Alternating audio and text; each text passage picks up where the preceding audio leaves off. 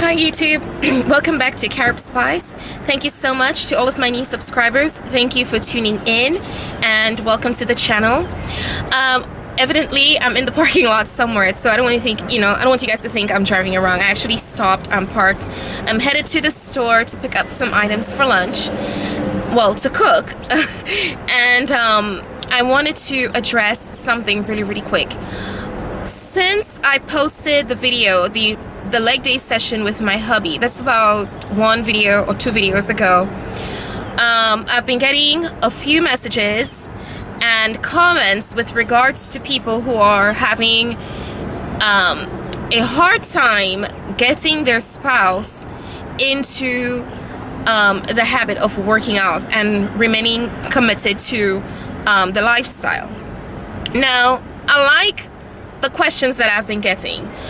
I want to take the opportunity to make 2 or 3 videos addressing this. So in this video, I'll talk to the people who are already in a marriage or who are committed. And then in another video, I will address the people who are dating. So people on the dating scene and people who are single. Okay, so if you have been around my channel for a while, you know that Carib Spice is pretty blunt. I always give my 2 cents on things, and I always tell viewers, do not take things personal. I feel like sometimes viewers expect creators to be somewhat overly sensitive, but the truth about it, on my channel, I'm just gonna say it as it is. It's always my 2 cents. I'm not a relationship expert. I'm just giving you my point of view. So before I offer any type of advice, because that is what I was asked for the most part, I want you to know, anyone who's looking at this video who is of the belief that you can convert someone, well, I don't want to say convert, but make someone want to do this, I want to start off by telling you, you are wrong, okay? You can influence someone to get into the habit of working out, okay, but it's always up to that person to keep that commitment. The motivation has to be intrinsic, because a fit lifestyle is not something you can just do short term. So you do whatever, you get some results, the 30-day challenges, etc. You get some results and you stop. In order to maintain whatever result you would have gotten from doing whatever program, you have to keep consistent with the working out and with the diet. So if you do not have that discipline, that intrinsic motivation, it doesn't matter how much someone is after you to maintain the lifestyle. It ain't happening. I want to kind of give you my approach to this whole thing. Now, when I was on the dating scene, because I'm married, okay, so when I was on the dating scene, I knew what I wanted out of a relationship. Fitness and health is something that I value. It's not the only thing that I value, but it's something that is up there on the priority list. And my reason for that is I always like to think ahead. Okay, this is Carib Spice, and I ask myself, where would we be in 50 years? My spouse and I, okay, if we are blessed with 50 years together, where would we be? And I obviously do not want to be in a position where I have my spouse taking care of me, taking care of ailments, taking care of issues such as diabetes, just things in general that I could have done, well, that I could have addressed at an earlier age. And this is exactly where I am. I love my spouse, I care about my spouse.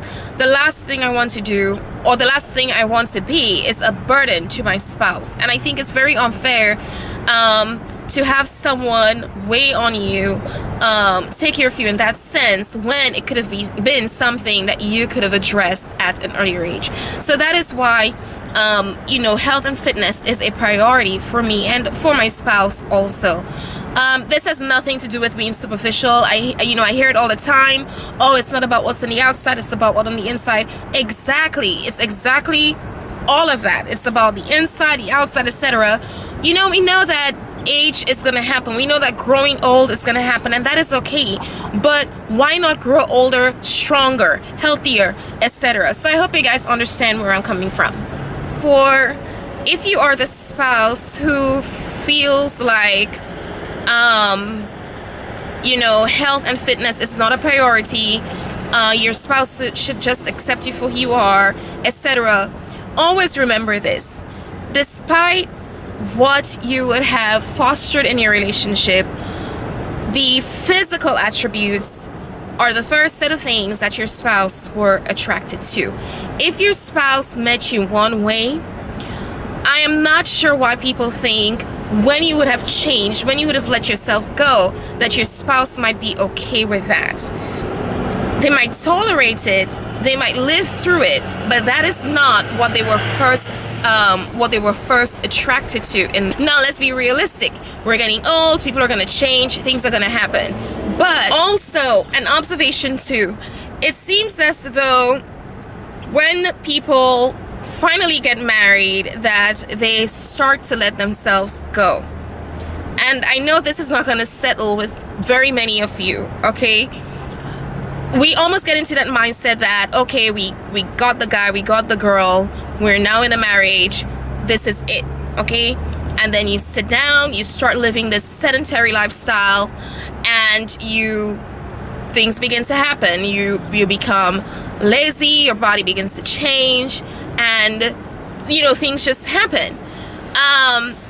Not sure why people fall in that rut, but it is somewhat, you know, it's like you get into that, you stay in that honeymoon phase, you get into that comfortable area, that comfort zone. And honestly, that is sometimes how things start going downhill. And for people who are asking these questions, you're asking these questions because obviously something is bothering you. So here's my 2 cents. And you know, it's just my 2 cents. As I said, I'm not an expert or anything like that, and I don't want people taking things the wrong way on my channel. But here goes. If you are the spouse who is you know, the advocate for, you are into the healthy, fit lifestyle, etc., I would advise you to not resort to name calling. You know, that can be a form of abuse. Do not put people down. Do not put your spouse down in a relationship. People feel like when you do such things, when you take such actions, you're going to hurt someone to the point that, oh, they will want to do something about it. Most likely not. People are going to grow resentful towards you, and one of the most detrimental things, I think, in a marriage is resentment. Okay, so that's the first thing. Do not resort to calling your spouse names, because it's going to lead to resentment. The second thing I'm gonna say here is do not become a drill sergeant. You are first of all a spouse, okay? You know, you're supposed to be a partner. And sometimes when you take that drill sergeant approach, you're probably gonna get people turned off. So if you're kind of like pushy like that, you need to remember not everyone would have the same enthusiasm for the lifestyle. Not everyone would have the same drive. Not everyone would have the same motivation. And a lot of you probably kind of struggled through the diet. You probably had you know, failures, you know, just challenges. So remember how it was for you, and as much as you are the driving force, do not become that drill sergeant, because not everyone would be on the same page, or not everyone would have the same sort of results that you had in the process. Okay, so all that set aside, I would advise you to find an activity that both of you enjoy. I want to say, you know, instinctively, I want to say go to the gym together. Okay, but for some people, it is very daunting. I'm not sure why. It's daunting for them to work out with, you know, in the presence of their spouse, because they do not want to be judged, you know, and the list goes on and on. If you can, of course, schedule the time, keep each other accountable, show up, be present, respect each other's time, and do not make excuses. Do that. But if you would much rather hit the pool together. So you go swimming together, or you go biking together, or you go jogging together. Whatever it is, find an activity that both of you can enjoy as a couple, okay? And that can be a stepping stone into getting into the gym and so on and so forth. All right, so the second most practical thing to do after you get stuck in that rut and you're already in a marriage or a commitment, a committed relationship, is to start the conversation. Now, I would think as a couple, y'all can talk things out, okay? You can sit down and have an honest conversation about what your concerns are, what the other person's concerns are, get everything out on the table, and have that conversation. State why you value health and fitness. State why you think this should be a priority in the relationship.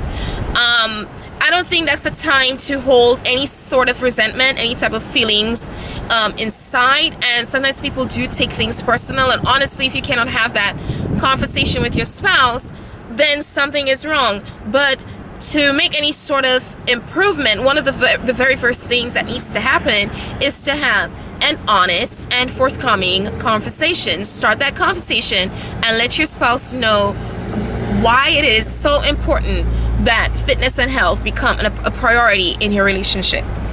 But if you are the spouse who is the advocate for this lifestyle, the healthy and fit lifestyle, give your other spouse a break, and you take up the responsibility of grocery shopping and cooking. In that way, you are picking up the healthier options and you are preparing healthier meals. Do not underestimate diet when it comes to health and fitness. That is like a key thing. So if you really are an advocate and you feel like, oh my gosh, we're eating these unhealthy meals, or we don't have time to make a healthy grocery list, whatever, you should probably be that person to take up that responsibility. Take up the load a little bit on the other spouse and help them out. Help them by, being that person. Okay, so you're actively involved in, that aspect, that's the aspect of diet and health. Now, it's remember, it's not just about the exercise; it's also about the diet. Okay, the fourth thing I can think of on spot is to let your significant other, your spouse, be a part of the conversation. Going back to planting that seed, going back to initiating that conversation, you want them to start feeling as though they're part of the process. Okay, that makes you look less of a drill sergeant. Let them be part of the process. So, let's say you both of you are scheduled to go to the gym that day. Ask your spouse, hey honey, whatever, we're gonna do lower body. What sort of exercises do you want to do? Okay, so they're part of the conversation. Make them feel like their opinions matter, that their suggestions matter. Okay, and if you start having these conversations daily, whether it's a suggestion, whether it's 2 minutes of, oh, let's work through our schedule, the point is you're starting to frame their thinking and direct their thoughts into that into that area, into that realm of health and fitness. And that is what you want. You want to have that conversation. When you have a seed and you nurture that seed and you let that seed germinate and you let that plant grow, it's like an idea. Okay, plant that idea, nurture that idea, and give that idea a chance to grow. And most likely, okay, over time, it becomes less stressful, it becomes second nature, and you will be surprised as to the sort of feedback you get, by doing that. And then, honestly, the fifth thing I can think of now is to, be realistic with your goals. As I said earlier on, many people, you know what struggle is, what falling short is, what failure is. So do not set these unrealistic goals for your partner. Be realistic. If they are making progress, commend them. If they're not making progress as fast as you would expect, that's okay, but set realistic goals. It does take time for change to occur, and if your goals are not realistic, you're just putting unnecessary pressure on that person, and they're going to become very resentful. They're going to resist the idea, and it's not going to work. And something that just came to mind too, tying that idea together is rewarding your spouse, you know. And I'm not saying to buy treats and things like that. You know, if your spouse is making progress, in my opinion, and of course progress is better than no progress, let them know, commend them. I have a colleague who whenever she meets a goal, she pays herself. She puts like $5 in a jar, and at the end of the month, whatever is in that jar, her hubby matches that amount. Now, it has been working. It has been fun to see how well she has been doing.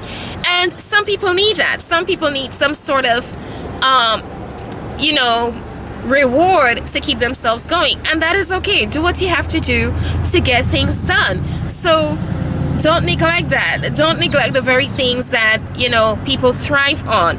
People tend to do well when they have,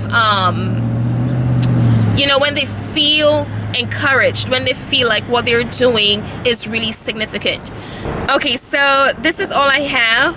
I appreciate you guys tuning in. Remember, I'm not an expert, and I will respond to the single people, the people who are dating. My answer is going to be a little bit different, a little bit more from a personal point of view, a little bit more just kind of cut and dry. But, you know, when you're married, when you're in that committed relationship, that commitment, it is a little bit different, because you're in that commitment and you have to think about how do you get better. You know, when you make that vow, for better or for worse. Oh, that's the other thing too. When they say for better or for worse, you know, I don't think that's a pass to let yourself go. Oh, it's for better or for worse, I can do whatever I want. I really don't think that's the path for that. I honestly think, you know, we have a responsibility to each other to take care of ourselves.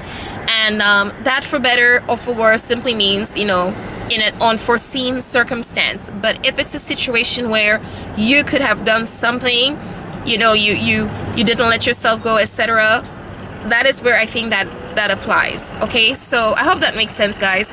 I appreciate you tuning in. It's pretty hot out here, but I will come back with a different response for you single or / dating people. And I hope this helps those of you who are already in a commitment or a marriage. All right, see you guys. Bye.